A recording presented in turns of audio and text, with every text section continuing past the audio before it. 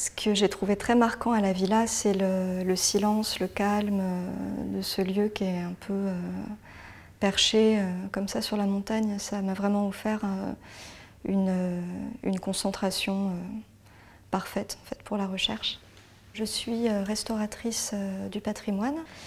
Je suis spécialisée en art textile. Donc en fait, mon métier, ça consiste à assurer la conservation sur le long terme des textiles qui appartiennent aux collections muséales la plupart du temps. Pendant mes études, depuis mes études en fait, et après mes études, j'ai multiplié les voyages au Japon. J'ai été stagiaire dans plusieurs ateliers et donc j'ai découvert toutes les catégories de tissus anciens qui étaient utilisés pour le montage des œuvres graphiques au Japon, dont une catégorie particulière qui s'appelle les inkin, qui sont des tissus imprimés à la feuille d'or.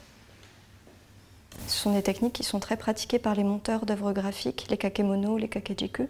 Le Japon a importé, avec beaucoup d'autres objets, des tissus inkin de Chine entre le Moyen-Âge et le début de ce qu'on appelle ici les temps modernes.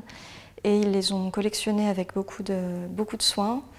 Et quand les tissus ont cessé d'être fabriqués en Chine, cessé d'être importés au Japon, ces tissus ont été copiés par les Japonais. Et le but de la recherche, pour moi, c'était d'aller observer ces tissus de près, des tissus qui ne sont pas étudiés finalement, de dresser une espèce d'organigramme des techniques observées, d'essayer de transmettre ensuite des recettes pour que les monteurs, les restaurateurs, mais aussi les artisans ou n'importe qui s'intéresse à la dorure textile puissent en fabriquer.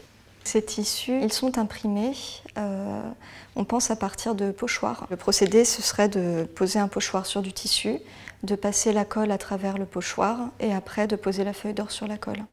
Traditionnellement, on utilise du papier enduit de jus de kaki fermenté. Donc c'est découpé et on colle par-dessus une gaze de soie très fine. En fait, c'est un peu comme dans la sérigraphie, ça forme une espèce d'écran invisible qui va stabiliser les motifs sur le tissu au moment du passage de la colle. Les motifs que vous voyez, ce sont des motifs que j'ai repris de tissus inkin d'origine chinoise, vraiment anciens, que j'ai pu observer dans des collections à Kyoto. On appelle ça un tsukulido, ces espèces d'arches en fait, qui sont disposées en quinconce.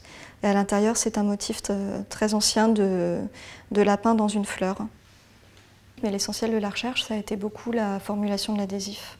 Donc en fait, j'ai essayé de faire une palette pour avoir des adhésifs un peu brillants qui étaient probablement plus proches de ce qu'on utilisait avant, et des adhésifs qui donnent un effet beaucoup plus mat et craquelé presque prématurément pour faire quelque chose qui soit utilisable pour le montage des œuvres anciennes.